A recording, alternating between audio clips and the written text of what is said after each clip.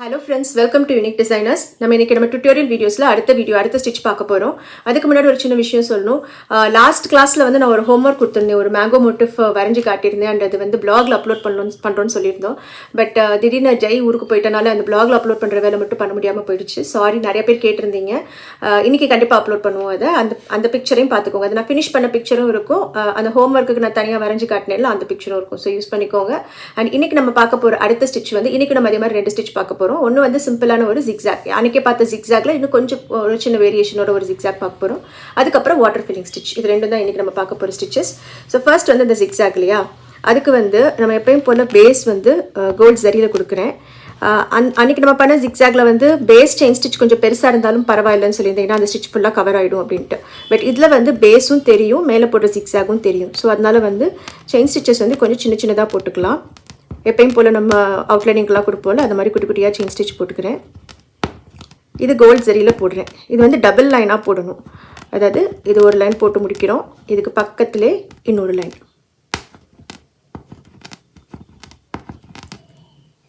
So இதை முடிச்சுட்டு இதுக்கு பக்கத்திலே இன்னொரு லைன் போட்டுக்கலாம். அதை வந்து நீங்கள் ரிவர்ஸ் போனாலும் ஓகே தான். பட் சின்ன லைனாக இருக்கனால திரும்ப மேலே வந்துக்கிறேன். இந்த மாதிரி நெருக்கமாக, கேப் இல்லாமல் கொஞ்சம் நெருக்கமாக போடணும். இதுக்கு மேலே தான் நம்ம வந்து ஜிக்ஸாக் பண்ண போகிறோம். ஜிக்ஸாக் பண்ணுறதுக்கு இன்னொரு கலர் ஜரி எடுத்துக்கோங்க, கான்ட்ராஸ்ட் கலர் ஜரி ஒன்று எடுத்துக்கோங்க. அதை வச்சு தான் நம்ம ஜிக்ஸாக் பண்ண போகிறோம். ஸோ இந்த மாதிரி தான் டபுள் லைன் போடுறதுங்கிறது இப்படி தான், கேப்பே இல்லாமல் நெருக்கமாக இருக்கணும். நெக் லைனில் வந்து கண்டிப்பாக இந்த டபுள் லைன் போடுவோம். டபுள் லைன் இல்லைனா நான் சம்டைம்ஸ் 3-4 லைன்ஸ் வரைக்கும் கூட போடுவேன். ஏன்னா சில டெய்லர்ஸ் வந்து கொஞ்சம் ஈஸியாக தைக்கிறவங்க அப்படின்னா 2 லைன் போதும். கொஞ்சம் இப்போ தான் ஸ்டார்டிங்காக ரிப் ப்ளவுசஸ் தைக்கிறாங்க அப்படின்னா வந்து ஒரு 4 லைனாவது போட்டு கொடுத்தா தான் அவங்களுக்கு வந்து திருப்புறதுக்கு ஈஸியாக இருக்கும் டெய்லர்ஸுக்கு. ஓகேவா? இப்போ இது மேலே எப்படி ஜிக்ஸாக் பண்ணுறது பார்க்கலாம். ஸோ இப்போ இந்த லைன் போட்டு முடிச்சாச்சு இல்லையா, இதுக்கு மேலே வந்து நான் கான்ட்ராஸ்ட் கலரில் ஒரு ஜரி எடுத்திருக்கேன், ஒரு பிங்க் கலர் ஜரி எடுத்திருக்கேன். அது வந்து இந்த இடத்துலேருந்து வெளியே எடுத்துக்கலாம்.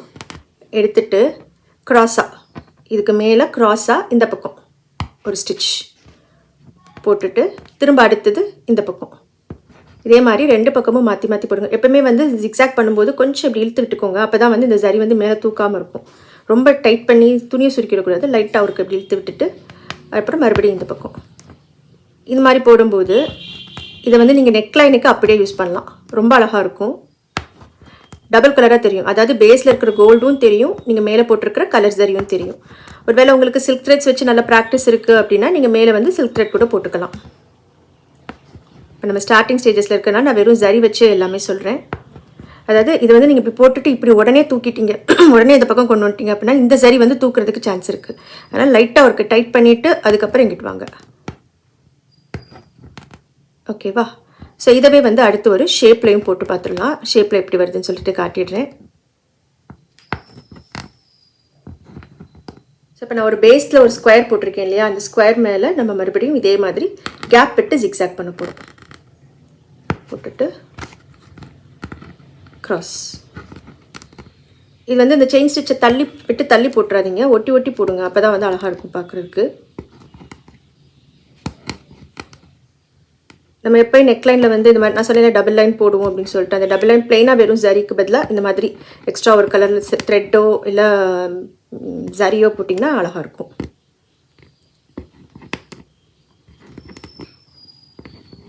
ஓகேவா? ஸோ இதே மாதிரி ஒரு ஸ்ட்ரெயிட் லைனும் ஏதாவது ஒரு ஷேப், உங்களுக்கு பிடிச்ச ஏதாவது ஒரு ஷேப்பில் இதை ட்ரை பண்ணி பார்த்துக்கோங்க. அடுத்தது வந்து வாட்டர் ஃபில்லிங் ஸ்டிச். இப்போ இந்த இன்வெர்டட் ஹார்ட் ஷேப் இருக்கு இல்லையா, இதுக்குள்ளே தான் வந்து நம்ம வாட்டர் ஃபில்லிங் பண்ண போகிறோம். வாட்டர் ஃபில்லிங் ஸ்டிச்சுங்கிறது வந்து ரொம்ப ரொம்ப யூஸ்ஃபுல்லான ஒரு ஸ்டிச். இப்போ நெக்லைன் போட்டுட்டு அதுக்கு பக்கத்தில் ஒரு கொடி போட்டுட்டீங்க, அப்புறமும் கொஞ்சம் கேப் இருக்கிற மாதிரி இருக்கிறதெல்லாம் ஃபில் பண்ணீங்க அப்படின்னா இந்த வாட்டர் ஃபில்லிங் ஸ்டிச் போட்டு நம்ம ஃபில் பண்ணிக்கலாம். ஸோ இது வந்து சின்ன சின்ன ஸ்பேஸ்லையும் போடலாம், பெரிய பெரிய ஸ்பேஸ்லையும் போடலாம். 2 விதமாகவும் நம்ம யூஸ் பண்ணலாம். இப்போ இந்த ஷேப்புக்குள்ளே நான் ஃபில் பண்ணும்போது இங்கேருந்து ஸ்டிச் எடுத்துகிட்டு இது எப்படி இருக்கும்னா வந்து ரேண்டமாக தான் இருக்கும். இந்த ஸ்டிச் நீங்கள் வரைஞ்சி பண்ணணும் அவசியம் கிடையாது. இது அப்படியே ஃபில் பண்ணுறதுக்கு டைரெக்டாக ஒர்க் பண்ணால் தான் நல்லாயிருக்கும். வரைஞ்சி பண்ணினீங்கன்னா வந்து அந்த ட்ராயிங் வந்து ஃபாலோ பண்ண முடியாது நம்மளால். ஸோ ஜஸ்ட் ஒரு எஸ் மாதிரி ஒரு ஷேப் போட்டுக்கோங்க, ஒரு சின்ன கர்வ் மாதிரி. அடுத்து டர்ன் பண்ணி இந்த பக்கம், மறுபடியும் இந்த பக்கம், மறுபடியும் இந்த பக்கம். ஸோ எல்லா பக்கமும் டர்ன் பண்ணி போடணும். அந்த மாதிரி ஒரே டைரெக்ஷனில் போயிட்டே இருக்கக்கூடாது. இப்போ நான் இப்படி போட்டிருக்கேன் இல்லையா, மறுபடியும் வந்து இதை இப்படியே இதே டைரெக்ஷனில் கொண்டு வரக்கூடாது. அப்படியே வந்து திருப்பி இந்த பக்கம் கொண்டு போகணும்.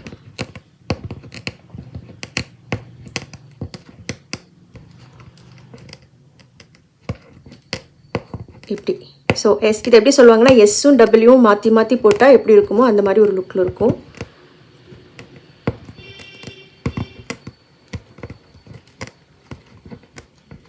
ஓகேவா? ஸோ இப்போ ஒரு குட்டி ஸ்பேஸ் வரைக்கும் நம்ம ஃபில் பண்ணி முடிச்சிட்டோம். இதில் வந்து எல்லாமே வந்து இந்த மாதிரி கர்வாக வரணும், ஷார்ப் எட்ஜஸ் வரக்கூடாது. ஸ்டிச்சஸ் நீங்கள் எவ்வளோ குட்டியாக போடுறீங்களோ அந்த அளவுக்கு கர்வ்ட் எட்ஜஸ் வரும். நீங்கள் கொஞ்சம் ஸ்டிச் லாங்காக போட்டுட்டு திருப்பினீங்கனாலும் அது ஒரு மாதிரி ஷார்ப் ஆகிடும். ஸோ அப்படி இல்லாமல் குட்டியாக திருப்பி கர்வ்ஸ் போட்டிங்க அப்படின்னா வந்து ரொம்ப அழகாக வரும். அண்ட் இந்த மாதிரி கேப் இருக்குது பார்த்தீங்களா, இதுக்கு நடுவில் இதுவும் வந்து கொஞ்சம் ஒன்று போல் இருக்கணும். ஒரு சில இடத்துல பெரிய கேப், ஒரு சில இடத்துல குட்டி கேப், அப்படி இல்லாமல் ஒரு மாதிரி ஈவனாக இருக்கணும் இந்த கேப். அப்போ நான் வந்து நல்லாயிருக்கும். இப்போ இந்த இடம் வரைக்கும் நான் போட்டுட்டேன், இங்கே ஒரு நாட் போட்டுட்டேன். ஏன்னா இதுக்கப்புறம் என்னால் திருப்ப முடியல, எங்கிட்ட எல்லா பக்கமும் ஃபினிஷ் ஆயிருக்கு இல்லையா. ஸோ நாட் போட்டுட்டு மறுபடியும் இங்கேருந்து ஸ்டார்ட் பண்ணிக்கலாம். அண்ட் மெயினாக இந்த ஸ்டிச்சு வந்து ட்ரா பண்ணி பண்ணுறதை விட ட்ரா பண்ணாமல் பண்ணுறது வந்து ரொம்ப நல்லா வரும். கேப் வந்து ஈவனாக வரணும் அண்ட் ஷார்ப்னஸ் வரக்கூடாது.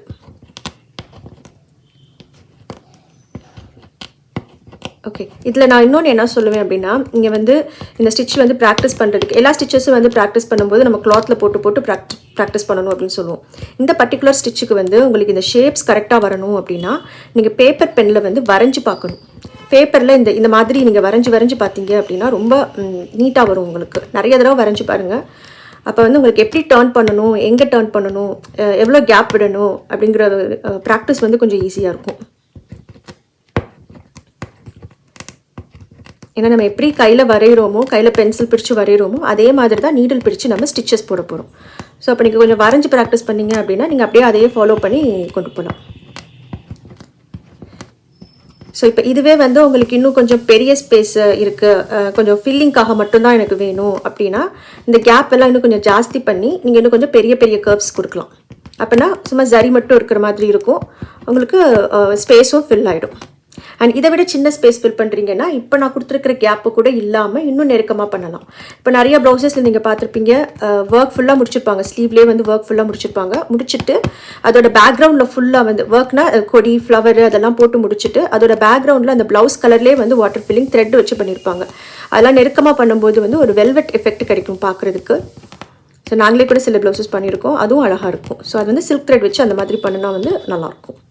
ஸோ இப்போ இந்த ஷேப் ஃபுல்லாக ஃபில் பண்ணிட்டு காட்டுறேன். ஸோ இப்போ வாட்டர் ஃபில்லிங் ஸ்டிச்சஸ் இதுக்குள்ளே போட்டு ஃபுல்லாக முடிச்சிட்டோம். ரொம்ப க்யூட்டாக வந்திருக்கு. ஸோ இதே மாதிரி நீங்களும் ப்ராக்டிஸ் பண்ணணும். நான் ப்ராக்டிஸ்னு சொல்கிறது வந்து ஜஸ்ட் ஒரு 4-5 தடவை பண்ணுறதுக்கு பேர் ப்ராக்டிஸ் கிடையாது.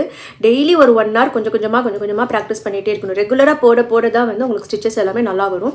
அண்ட் ட்ராயிங், அது நான் அன்றைக்கே சொல்லணும்னு நினச்சிருந்தேன். ட்ராயிங்கும் அப்பப்போ கொஞ்சம் ப்ராக்டிஸ் பண்ணிக்கோங்க. ஃப்ரீ ஹேண்ட் ட்ராயிங்கில் சில மேங்கோ ஷேப்ஸ், சில ஃப்ளவர் கொடி அதெல்லாம் வந்து நீங்கள் ஃப்ரீ ஹேண்ட் ட்ராயிங்கில் ப்ராக்டிஸ் பண்ணிட்டீங்கன்னா கொஞ்சம் ஈஸியாக இருக்கும்.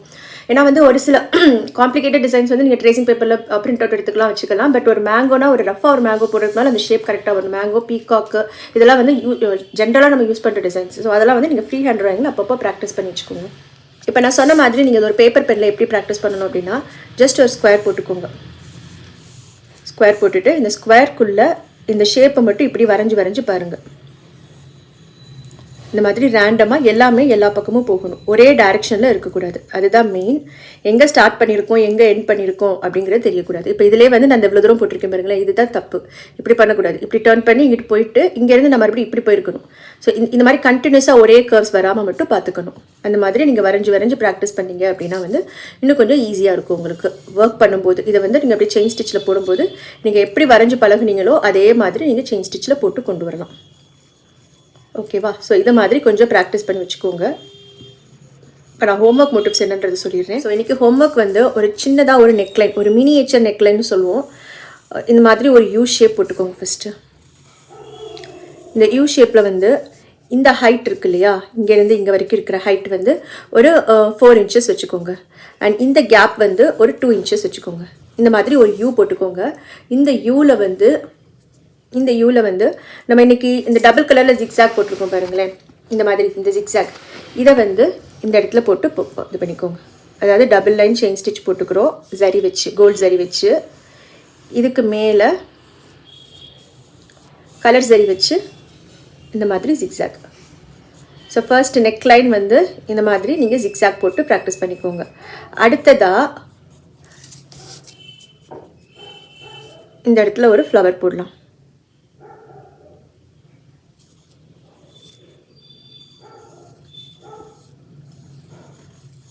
இப்போ நான் வரைகிறதெல்லாம் ரொம்ப குட்டி குட்டியாக வரைகிறேன். பட் நீங்கள் வந்து இப்போ இது ஒரு 4 இன்ச் இது அப்படின்னா வந்து இதை வந்து அட்லீஸ்ட் ஒரு 2 இன்ச்சுக்காவது கொஞ்சம் பெரிய ஃப்ளவராக நீங்கள் பண்ணணும். இந்த ஃப்ளவருக்கு அவுட்லைனும் இதே மாதிரி டபுள் கலரில் ஜிக்ஸாக் போட்டுக்கோங்க. இந்த மாதிரி டபுள் கலர் ஜிக்ஸாக் போட்டுட்டு இதுக்குள்ளே இந்த பெட்டல்ஸுக்குள்ளே வந்து வாட்டர் ஃபில்லிங் ட்ரை பண்ணி பாருங்கள். நீங்கள் இவ்வளோ குட்டியாக நான் வரைஞ்சிக்க பாருங்க, இவ்வளோ தான் சைஸு. இவ்வளோ குட்டியாக வரைஞ்சிங்கனாலும் உள்ள வாட்டர் ஃபில்லிங் போட முடியாது. அட்லீஸ்ட் ஒரு பெட்டலும் வந்து ஒரு 1.5 இன்ச் சைஸுக்கு இருந்தால் தான் வந்து நல்லாயிருக்கும் பார்க்குறதுக்கு. ஸோ இப்போ நான் சும்மா மாடல் தான் வரைஞ்சி காட்டுறேன் உங்களுக்கு. ஸோ அவுட்லைன் இந்த ஃப்ளவர் பெட்டல்ஸோட அவுட்லைன் வந்து இந்த டபுள் கலர் ஜிக்ஸாக். ஓகேவா? இதுக்குள்ளே ஃப்ளவருக்குள்ளே ஃபில்லிங் வந்து இந்த வாட்டர் ஃபில்லிங் ஸ்டிச்சஸ் போட்டுக்கோங்க. இதிலேருந்து ஜஸ்ட் ஒரு கொடி மாதிரி போட்டு இங்கே ஒரு லீஃபு, இங்கே ஒரு லீஃப். இந்த லீஃப் எல்லாம் வந்து ஷார்ப்னஸ்க்கு. ஸோ இப்போ நீங்கள் வந்து ஒரு நெக்லைன், சிம்பிளான ஒரு நெக்லைனை நீங்கள் ப்ராக்டிஸ் பண்ண மாதிரி இருக்கும். சாரி, தள்ளி போயிடுச்சு. இதை வந்து நான் ஒரு கிளியர் ட்ராயிங்காக வரைஞ்சி கண்டிப்பாக இன்றைக்கி இதில் ப்ளாகில் அப்லோட் பண்ணுறோம். இன்றைக்கி ஜெய் வந்துட்டாங்க, ஸோ அதனால் சீக்கிரம் பண்ணிவிடுவோம். அதை நீங்கள் பார்த்துட்டு நீங்கள் அதே மாதிரி ரெடி பண்ணுங்கள். நான் இன்னும் கிளியர் ட்ராயிங் பண்ணுறேன். மெஷர்மெண்ட்ஸ் அண்ட் என்னென்ன ஸ்டிச்சஸ் அப்படிங்கிறதே உங்களுக்கு அதிலே மென்ஷன் பண்ணி சொல்கிறேன். நான் ஏற்கனவே அன்னைக்கு இதுக்கு வரைஞ்சதை காட்டுறேன். நான் அது எப்படி நான் ரெடி பண்ணியிருந்தேன்றது ஏன்னா ப்ளாகில் இனிமேல் தான் அப்லோட் பண்ண போகிறோம். இது பேப்பரை காணும். சரி, ப்ளாகில் போடுறேன், பார்த்துக்கோங்க. இந்த பேப்பரை காணும் ஆக்சுவலி. ஸோ இந்த மாதிரி ஃபில் பண்ணிக்கலாம். ஓகேவா? ஸோ இதுதான் வந்து இன்றைக்கி ஹோம் ஒர்க்கு. நல்லா ப்ராக்டிஸ் பண்ணுங்கள் அண்ட் நிறையா ப்ராக்டிஸ் பண்ணுங்கள். தேங்க்யூ ஆல் ஃபார் வாட்சிங். பாய்.